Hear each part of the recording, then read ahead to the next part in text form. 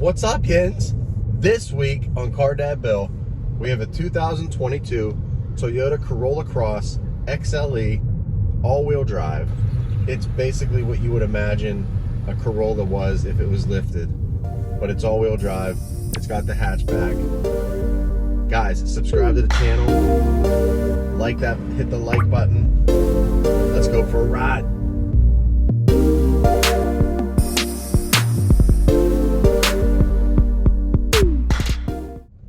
All right, guys, first impressions of the Corolla Cross, and it comes down to really this.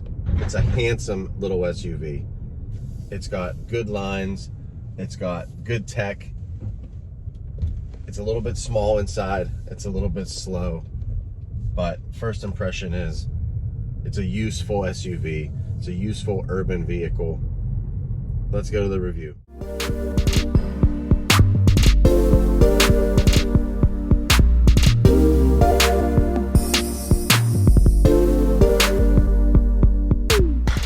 All right, Yins, standing outside the Corolla Cross, and what are the first things you notice about this thing?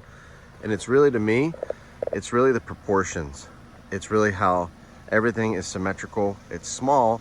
I like the front end. It's handsome front grille, really nice LED lights, standard now LED fog lights, good size wheels, good design. I like the little swoops they have. A swoop here, and then there's a swoop in the back. Clean lines. Not bad overall. Nice clean LED taillights. Oh, this little feature right here is the Corolla Cross logo, or the decal, what do you want to call that? The nameplate.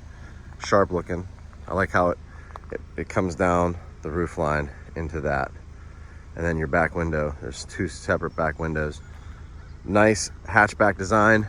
No bumper again. One exhaust pipe. LEDs. These are really sharp, really clean at night. This whole thing lights up, and then this is your actual light inside there. There's a bunch of little LEDs in there. Power lift gate.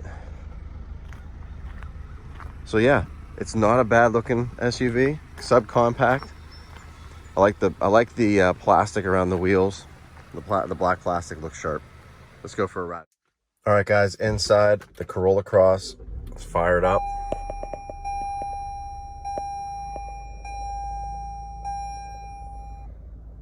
Little entry startup animations.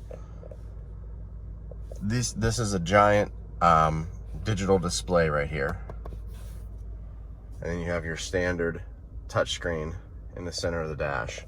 And really, overall, it's not a bad interior. It's got good materials. Everything's on the cheaper side. Everything's a little bit more on the economy side, but it's all usable. I especially like the way that this waterfall dash works. You have your HVAC in the middle, you have your vents above that, the touchscreen there, then down below here is your charger, your seats, and then another wireless charger down there. Nice little cup holders, sweet little gear shifter, and it's just clean. Good seats. And then let's look back there and see what's going on with that. All right, guys, going in the back seat.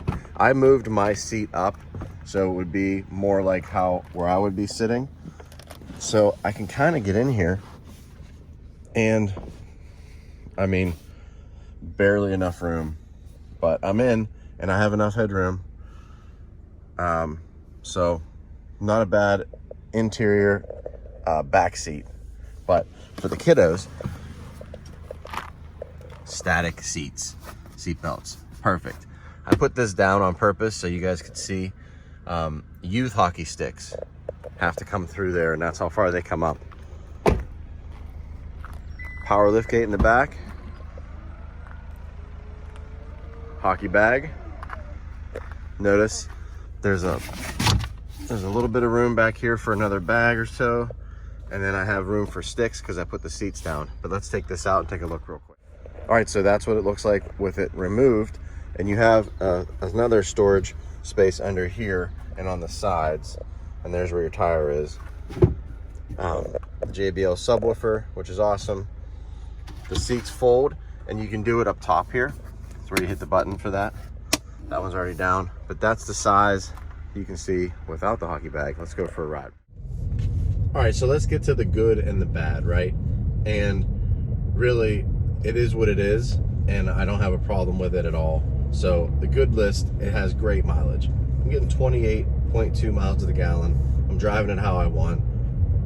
I can hold most of my family. I can hold all of my family if I need to. My kids and I. And so it's not a bad SUV. It's not a bad subcompact. It's got good driving performance. It's got great steering feel. It has great braking. It has great handling. And the ride comfort's really is right spot on as well. And it has nice tech and all-wheel drive. So you have all your controls for your phone. You have a good sound system. You have LED headlights standard now, and it's all-wheel drive, so it's all-weather ready. And if it snows, if it rains hard, if there's water on the road, you know you're covered with the all-wheel drive. Let's get to the bad list. All right, so for the bad list, it comes down to two things, really. It's too small inside, and it has no power. So, too small and no power are the only things that really bug me about this vehicle. Everything else is pretty standard. It's got everything you would need for the normal family, for smartphones, for your navigation system, all that stuff. It's built in. It has nice lighting up front, standard now LED lights. So for the price and for what you get, it's a elevated Corolla with all-wheel drive, and that's what you get. I kind of like it. That's Car Dad Bill for this week. Real cars, real people for real life. Thanks for watching. Hit that button. I'll see you guys next week. Before we get on the road, we got to go over numbers, right? And it's a 22 Corolla Cross XLE all-wheel drive, subcompact, 2-liter 4-cylinder, 169 horsepower, 151 pound-feet of torque. 30 miles per gallon is what they average on the Monroney. I'm getting 28.2. That's mated to a CVT transmission. It's an intelligent CVT transmission. It actually has a manual position in the gear shifter that it actually shifts gears, or it feels like it's shifting gears. That's very useful. I found that useful getting on highways, on hills, or getting to the speed I need to get to on the highway. It was better for me to start out in manual, get on the highway, and then go to drive, because I had more control over the power, I had more control over the gears.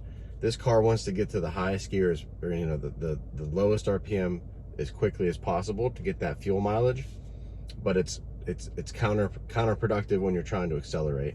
So I found manual mode to be beneficial in those cases. Back to the car though. The MSRP of this one is $32,594.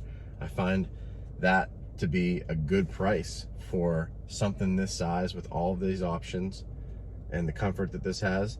But let's get on the road and talk about it.